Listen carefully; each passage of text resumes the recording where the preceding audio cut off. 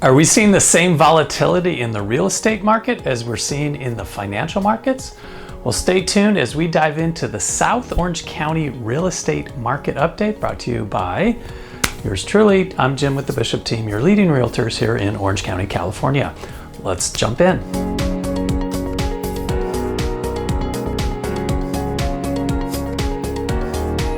So supply and demand still rule the day in real estate, and supply and demand are affected by a couple different things.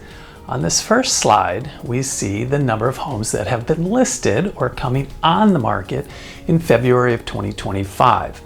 As you can see, February was up 30% compared to this time last year, and down 30% from 2019. So while the recent trend has been more inventory in the last couple of years, we're still down quite significantly from 2019 and before. On this slide, you see the number of homes that have been listed year to date. The trend is up compared to year to date last year, 2024, but down 26% from 2019. This leads us into this information that tells us the number of homes for sale today is up 100% from last year, meaning there's twice as many homes for sale. So a lot more choices for buyers, and that'll have an effect on a couple of different areas, including market time. Now we still are 50% down from where we were in 2019, which is the general trend of lower inventory or number of homes for sale. So on this slide, you can see the trends throughout the year, the black line being 2025.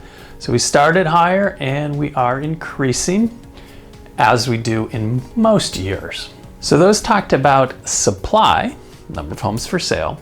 Now let's talk about demand as measured by the number of homes in escrow. These are offers that have been written by buyers and accepted by sellers. We see a slight dip, about 5%, 2025 compared to 2024. So demand tapered off a little bit compared to 2024 and quite a bit from 2019, where we see we're down about 42%. So here you see the general homes in escrow is very similar to what we've seen the last several years. 2025, 24, and 23, all very close. Last time we were a little bit higher was 2022, still feeling the buyer surge during COVID. So here, if you see February sales, and these were homes going into escrow December and January for the most part, closed sales were up 4%, down 11% from 2019, but a little bit up over last year. That's closed. So we're up and closed, down in escrow, so that'll kind of even out. And here's year to date. So January and February sales total up about 4%, but down about 33% from 2019. This slide is a little bit more complicated. It looks at the ratio of homes for sale and homes in escrow. So if demand, escrows, exceeds supply, homes for sale, you'll see a lower line. So if you look down here, 2021 is that lowest line there, and that's when you had, at some points, 2 times as many homes in escrow as for sale. So demand was far outstripping supply. On the other side, at 2019, that's where you had much more supply relative to demand. And I put in the parentheses the appreciation from those different years. So you can see the lower the line, the higher the appreciation. Why is that important? Well, look at 2025. That line right now is a little bit higher than it has been the last couple of years, which is going to keep a cap on appreciation. In fact, if you look at 2025, see it ticked up, that means that the market slowed down a little bit.